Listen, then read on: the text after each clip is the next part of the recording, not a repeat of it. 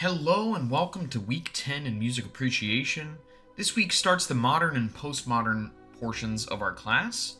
I will preface the next large section in the class that there are a lot of specific movements tied to each composer during this time, so be sure to keep them all straight in your head. Today we speak about my favorite composer of all time, Charles Ives. He had an entirely unique compositional style and really effectively communicated emotion through his music. Let's first talk a bit about the modern era and how we changed from the Romantic era that came before. The modern era came as a response to the flowery language and expression of the Romantic era. New compositional techniques were developed that created specific effects the composers wanted to explore. Many of these approaches were directly inspired by major movements in the visual arts. Some of the approaches we will look at over the next few weeks will be Impressionism, Symbolism, Neoclassicism, Expressionism, Serialism, among several others. I will define the unique characteristics of these movements as we encounter them. Let's start with Expressionism. Expressionism is a movement that began in art and emphasized intense subjective emotion. It's centered in Germany and Austria from 1905 to about 1925.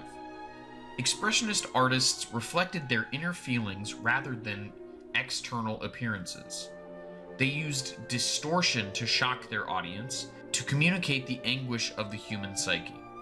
Expressionist art was a Germanic reaction to the pleasantness and delicate colors of the French Impressionist style. Ives is considered an Expressionist composer. Now that we've given a brief look into the Expressionist movement, let's dive into the history of fine art music in America, starting with the colonial period. The majority of music that was written down and is now studied in America stemmed from William Billings and his book, New England Psalm Singer. Singing psalms was a central activity to Pilgrim life when America was settled by European colonizers. This style of music by Billings and similar Pilgrim-era composers is known as the New England Psalmody. As we moved into the 19th century in America, bands were the favorite instrumental organization. By 1860, there were more than 3,000 brass bands. The leading composer of band music was John Philip Sousa, being named the March King. During the 19th century, the New York, Cincinnati, Boston, and Chicago symphony orchestras were all founded. The invention and development of the Transcontinental Railroad allowed for these orchestras to tour throughout the United States during this time as well. There was a high demand for private performances in homes with pianos during the 19th century.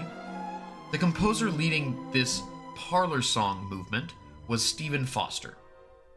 Foster was also the leading composer for minstrel songs, performed most often in vaudeville theaters, and created caricatures of black people for the amusement of white audiences. Vaudeville and minstrelsy is also what institutionalized blackface through famous performers such as Thomas Dartmouth Rice.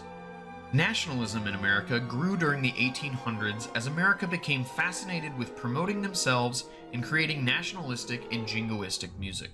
Louis Moreau Gottschalk was a famous concert pianist and composer. His famous piece, known as Bambula, was a collection of Black American, Cuban, and Puerto Rican melodies and dances. This was considered the first musical export of the relatively new nation. The Czech composer Antonín Dvořák spent 3 years in the US and was responsible for sparking the nationalist movement across several countries around the world. He suggested that the future of American music would be found in Black American and Indigenous American melodies. Music after 1900 in America was first monopolized by the jazz and swing eras. Jazz took the world by storm by 1930 and led composers to seek out American sounds. Charles Ives combined elements of ragtime, barn dances, and revival hymns in his compositions, where George Gershwin, William Grant Still, and Aaron Copland pulled elements from jazz, the blues, spirituals, and cowboy songs in their compositions. During America's participation in the World Wars, patriotic songs gave comfort to a broken nation. German operas were not performed during the 1917 season at the Metropolitan Opera.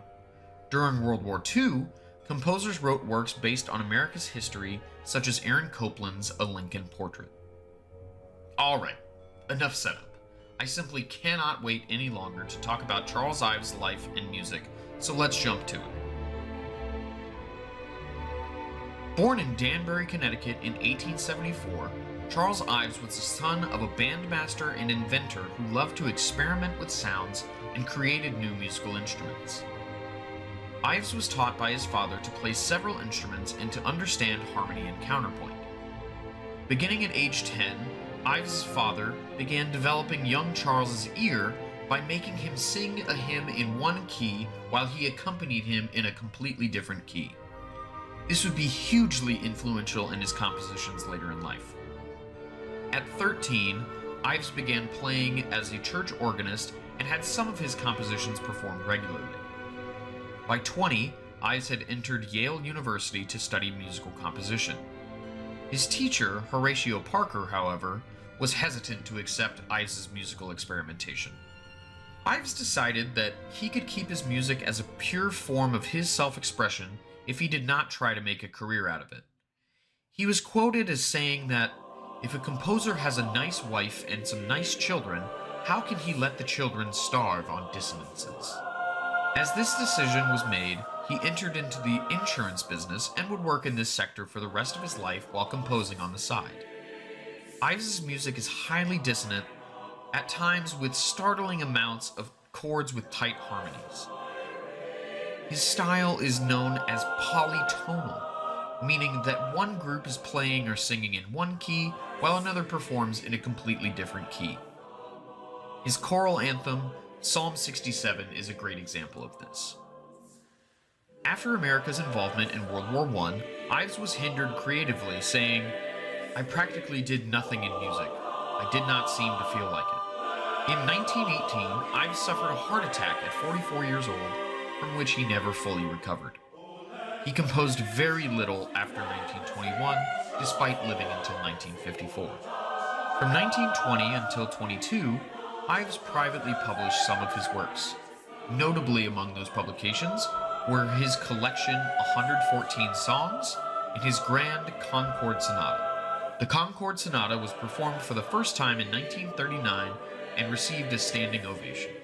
Ives was heralded as enormously original and the first great composer from the United States. Our two listening exam materials for this week are Movement 2 from A Symphony, New England Holidays, titled Decoration Day. In this movement, you can hear several different themes that are pointed out in our documentary this week, Keeping Score, Charles Ives' Holiday Symphony, available on YouTube. Be sure to pay attention to these themes to aid in your listening and for your reflections. The other piece is Psalm 67, a choral anthem where the sopranos and altos are in a separate key from the tenors and basses. He could have leaned into the dissonances between the two keys a little more, in my opinion, but what he has created is an impactful and completely novel sound for the time. And that's everything. Enjoy listening to Charles Ives, and let me know what you think about his polytonal style of writing as a member of the Expressionist movement.